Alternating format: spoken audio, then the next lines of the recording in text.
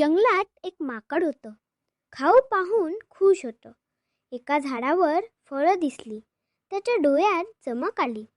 एक फळ घेतलं हातामध्ये, पण लोभ वाढला मनामध्ये.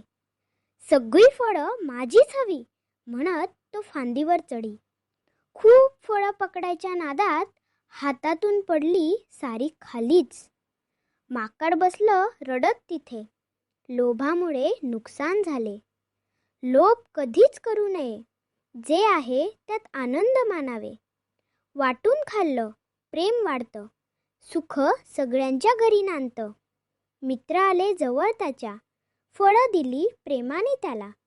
माकड म्हणालं, आता कळलं, लोभामुळेच नुकसान झालं. लोभ कधीच करू नये. जे आहे त्यात आनंद मानावे. वाटून खाल्लं प्रेम वाढतं. सुख सगळ्यांच्या घरी नांदतं.